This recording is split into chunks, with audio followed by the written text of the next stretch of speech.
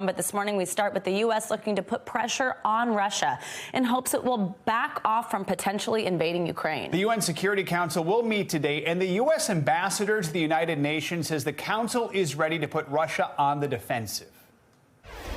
Council is unified. Our voices are unified in calling for the Russians to explain themselves. We're not going to be distracted by their propaganda, and we're going to be prepared to respond to any disinformation. Over the weekend, more Russian troops gathered along Ukraine's border with Belarus, where they've been holding drills for days. Ukraine's defense minister says 130,000 Russian troops have now massed near the country's borders. All this comes as President Biden says he will move U.S. troops into Eastern Europe and NATO countries in the near term without giving a timeline. The president did not give a specific number of troops, only saying it would be, quote, not a lot. We have a team from Ukraine to Washington covering the growing tensions this morning.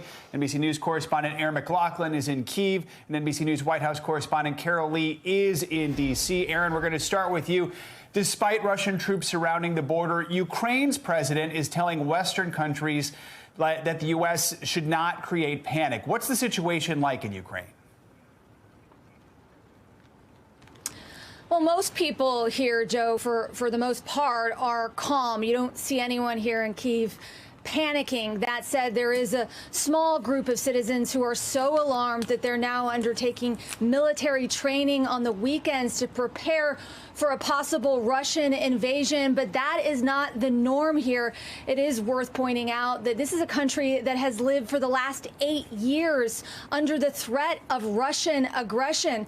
Now, last night we heard from the Ukrainian foreign minister in a tweet calling out Russia, calling it to de-escalate the situation, saying that if Russia was really interested in not starting a, quote, new war, that it would withdraw its troops and engage diplomatically. We are expecting to hear more from the Ukrainian foreign minister in the next hour or so, but the rhetoric that we've been hearing from Ukrainian officials is in stark contrast to some of the dire warnings that we've been hearing from Washington. Joe. Let's talk more about what we're hearing from Washington, Carol, and the UN meeting today. We just heard the U.S. ambassador say she's going to put a lot of pressure on Russia to stand down on any potential invasion. So what are the U.S. and its allies expecting out of this meeting?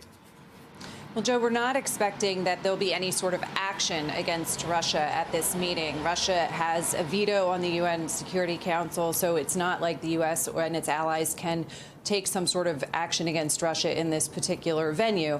Russia, for what it's worth, has called this a PR stunt, but the U.S. hopes that it can at least put Russia on the spot, have them explain what exactly their intentions are with all of this military buildup around Ukraine, and really just to try to get some sort of diplomacy on track to see if there's still an option to do that. And the UN ambassador talked a little bit about that. Take a listen.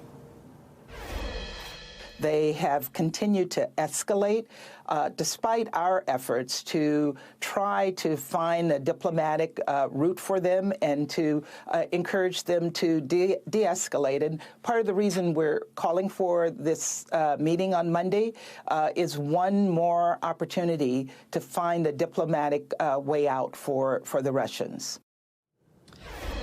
Now, the U.S. is still waiting for a response from Russia to it had presented a list of responses to Russia's list of demands. The initial response from Russia was not positive, but they're still waiting for a fuller response. And meanwhile, the U.S. is saying that they are going to impose some very severe sanctions if Russia does move forward.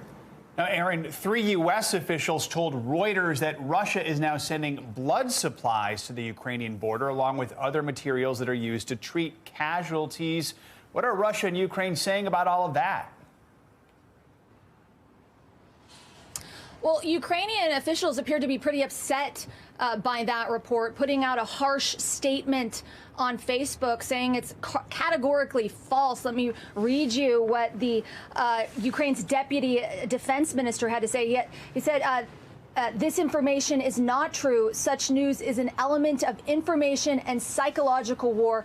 The purpose of such information is to spread panic and fear in our society. And those concerns were echoed by the Ukrainian president himself, saying that he was concerned that some of these alarming reports from Washington would create undue panic and economic uncertainty here in Ukraine. That being said, U.S. officials are saying they are simply being transparent with Ukrainians as to the state of the situation, and that transparency continuing over the weekend. We heard from U.S. Undersecretary Victoria Nuland say that Russia shows no signs of de-escalating the situation, with some 30,000 troops now stationed in Belarus, enough forces, she said, for a full range of military options to be available to Russian President Vladimir Putin, including a full-scale invasion. She did say she saw a window for diplomacy, Russians signaling that they were willing to engage with the two proposals, one from NATO, the other from the United States, currently on the table. It is worth pointing out that the Kremlin has announced today that there will be a phone call between the U.S. Secretary of State and the Russian foreign minister for tomorrow. Joe. Let's talk about American troops, Carol. President Biden says he plans to send more troops to Eastern Europe sometime soon. Quickly, any more clarification from the White House on the timing?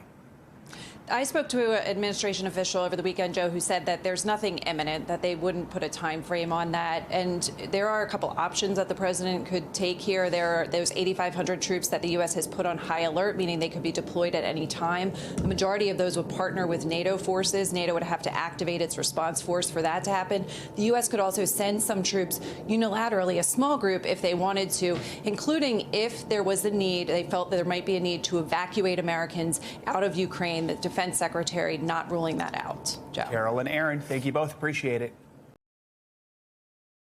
Thanks for watching our YouTube channel. Follow today's top stories and breaking news by downloading the NBC News app.